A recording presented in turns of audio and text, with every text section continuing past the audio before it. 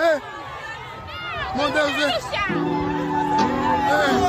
não fazem isso. Vamos já entrar no papel que a secreta teve tá bem, na questão do combate à corrupção. Vivemos Mas é essencialmente sim, isto. já vamos chegar ali da análise, qual o papel que os serviços de informação e de inteligência tiveram ou têm no atual contexto da manutenção da segurança econômica do país. Essa pergunta é que lancei, o COC é categórico. Está um serviço de um grupo restrito que tem a mão do Presidente da República, que é ao mesmo tempo também Presidente do MPLA, ou seja, é uma figura que comanda a secreta no país. José Gama, partilha desta opinião? Correto, sublinho com aquilo que o Coco disse, e é necessário lembrar que no nossos regimes, no caso de Angola, é um regime não democrático, e nesses regimes não democráticos, os serviços de inteligência eles são treinados para obedecer o líder, ao governo, e não às leis, e não à Constituição. Então, ele prioriza o líder. Os serviços acabam por trabalhar para servir o líder, para servir a manutenção do poder do líder. Daí que é necessário, quando se sai de uma ditadura para uma democracia ou sistema democrático, é necessário que os serviços sejam reformados para matar esta cultura de obediência que os serviços têm aos líderes. E no nosso caso, por exemplo, os chefes de serviços de inteligência vão sempre servir o líder e, por conseguinte, servir também o partido do líder. Vejamos uma coisa, ainda indo naquilo que o Coco diz.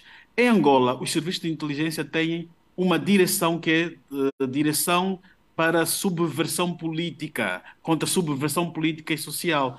Esta direção só encontramos nas ditaduras. Vamos encontrar nos serviços de inteligência da Rússia, de Cuba, da China, e vamos encontrar em Angola. Em Portugal não tem isso. Em grandes democracias não tem isso. Na África do Sul não Porque tem? são estruturas Na que África do Sul, servem Gama. para e que se dedicam na manutenção do poder. Portanto, é daí que nós temos, há uma cultura dos nossos agentes de segurança em que ele prioriza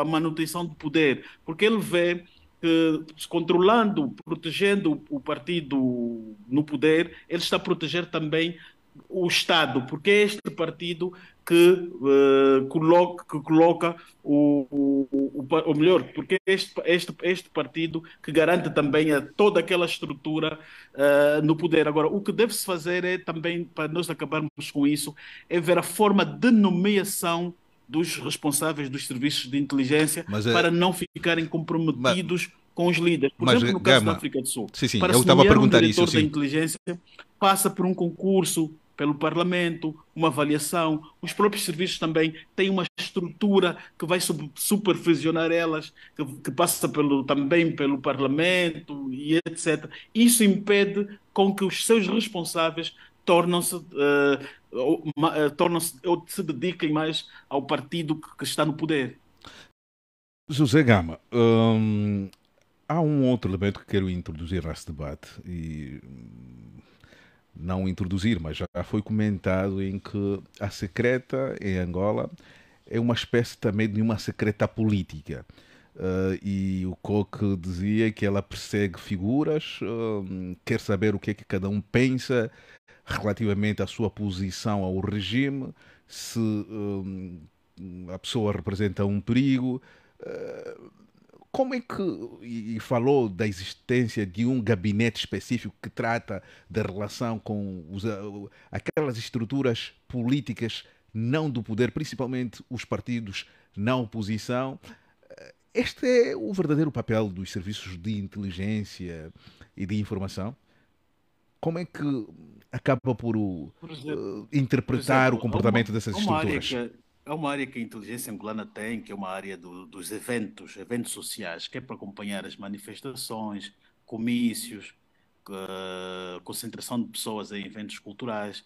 Eu penso que em outros países também há e é importante. Mas a questão é que, no nosso caso de Angola, provavelmente os agentes que estão aí, provavelmente que interpretam a sua missão, que é para identificar eh, pessoas que estejam pronto, é aquilo que uma das vezes, há pouco tempo, há poucas semanas, um agente da polícia, o porta-voz na televisão, dizia que era contra a manifestação do dia 17 porque andaram a insultar os polícias. Quer dizer, fica-se com a ideia que o papel dos órgãos de segurança, quando vão para essas manifestações, é para identificar quem está a fazer ofensas às autoridades. Então, em países democráticos, este departamento E é importante para ficar ali, tomar medidas de prevenção, monitorar. controlar alguém estar coisas. Mas no nosso caso parece ser o contrário, porque vimos isto em 2012, que foram os serviços de informação a darem dados e a localização de 12 ativistas que depois foram Foram executados mortos. pelas autoridades angolanas. Houve ali um crime de Estado. Estamos a falar de Alves Camoling e Isaías Caçul. Portanto, nós acabamos todos por ter uma ideia negativa por parte desses homens que estão por trás dessas instituições. Por vezes, até são profissionais, são instituições sérias, né?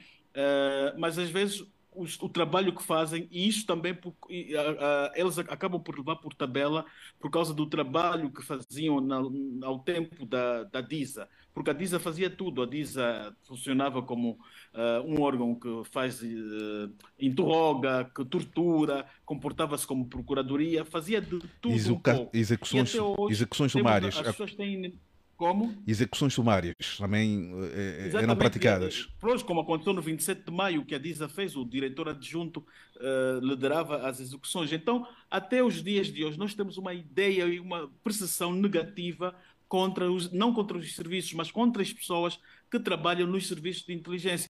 Eu penso que para termos um serviço de inteligência republicano em Angola, vai passar por dois fatores. O primeiro é a mudança de regime em Angola.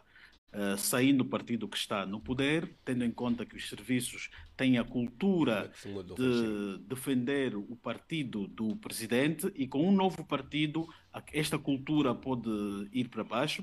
A segunda alternativa, e a que é essencial, é mesmo a reformas internas dentro dos serviços, passarmos a ter um serviço em que passa a ter mais controle democrático e também com uma certa supervisão. Gama, Um serviço que passa agora a responder também junto a uma comissão de fiscalização composta por membros do Parlamento e com especialistas designados, como acontece em Portugal, e também precisamos de uma inspeção independente, conforme acontece em alguns países como a África do Sul, a Alemanha, em que esta inspeção passa a fiscalizar toda a sua atividade, e este inspetor ou responsável que vai fiscalizar as operações e atividades dos serviços. Gama, já estamos a terminar, mas em 10 segundos falou essa questão de mudança de regime ou mudança de partido. Os serviços secretos são tidos em Angola também como o ponto de asseguramento do partido no poder, ou seja, quem assegura hoje o poder do MPLA, segundo muitos estudos que foram feitos, são os serviços secretos, que estão na CNE, estão nos tribunais. Recentes em Angola, em que o centro de escrutínio da Comissão Nacional Eleitoral estava controlada, tinha ali cerca de 300 homens a trabalhar em 3 turnos no trabalho de digitalização das atas. E neste centro, 2 semanas antes das eleições, foi aprovado um regulamento em que lá só teria acesso 2 pessoas, o presidente da CNE, Manuel da Silva Manico, e o seu adjunto, entre aspas, Damião João, e os restantes eram elementos indicados por eles, que por sinal eram indivíduos dos serviços de segurança. Acorda cedo, põe o pé na estrada, deixa o filho em casa com uma vontade de voltar para casa. Quando chega à praça,